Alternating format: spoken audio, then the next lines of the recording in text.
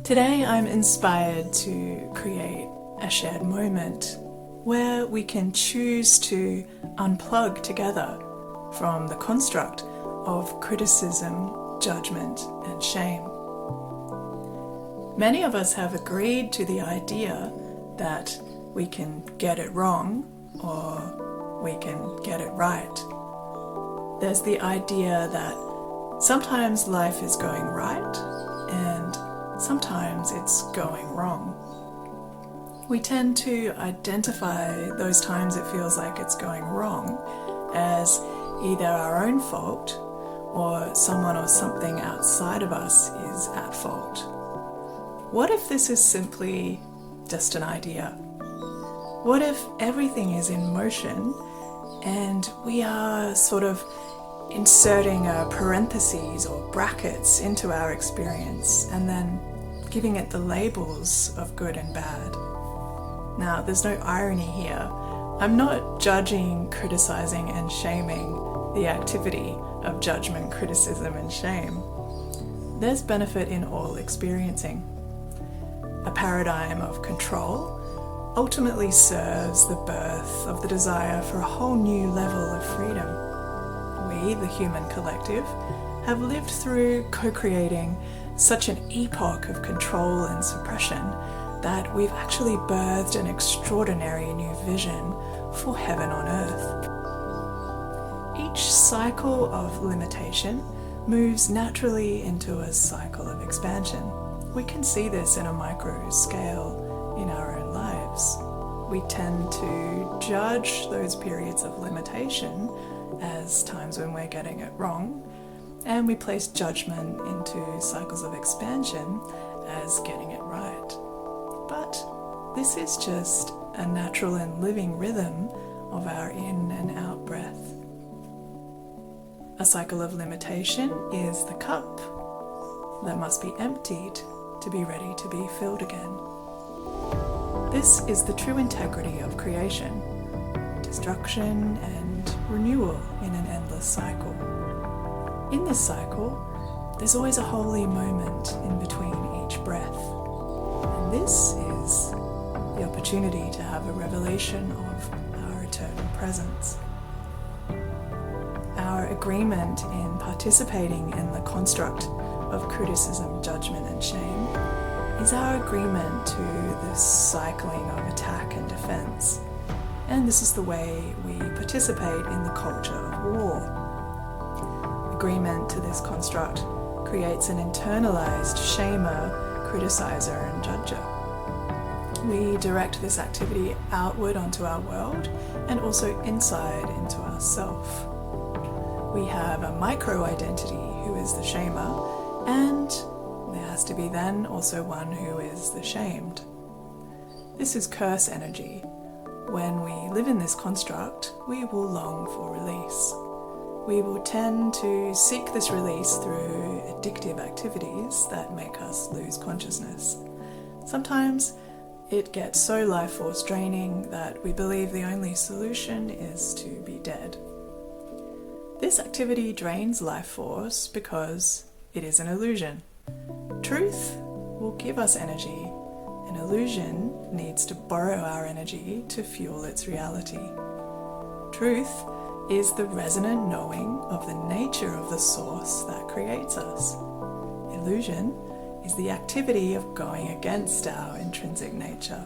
We're completely free to enjoy illusion, but the integrity of life means that the feeling tone of any activity we engage in will be true to its nature. Lies have a vibration that feels like suffering. Criticism, judgment, and shame are the tools of control used in the activity of going against our integrity. We all consented to this construct during our most impressionable years out of a sense of survival.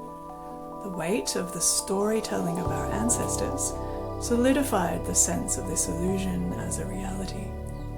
This construct is not really real reality. We police each other back into the construct when we sense someone around us may be waking up. This spoils the illusion. Any shared illusion needs group agreement to have the energy to keep it running. When criticism, judgment, and shame is our dominant, installed paradigm, we are unable to understand those who are choosing their own sovereignty.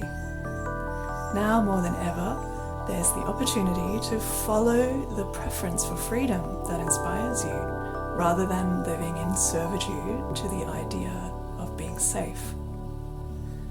It is natural to unplug from any construct that you have expanded beyond.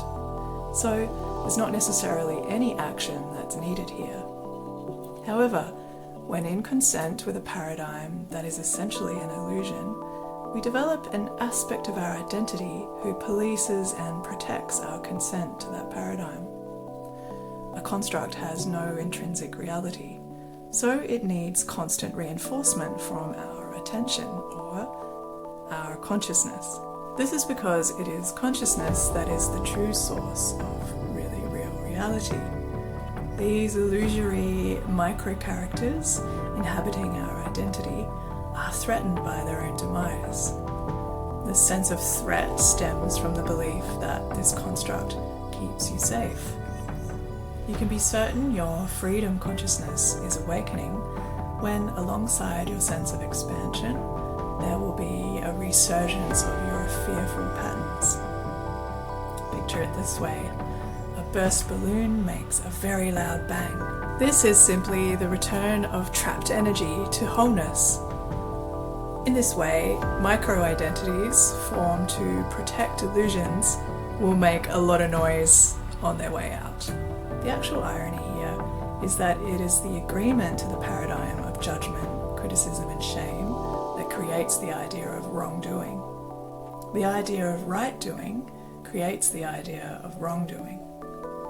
We still don't seem to be able to agree exactly what is right doing and wrongdoing here on Earth just now. We've agreed to the belief we need this tool of judging, criticizing, and shaming to create so-called good behavior. The thing is, when we're all reawakened to our shared divine sovereignty, we will live to serve the collective, and this tool of control is no longer necessary.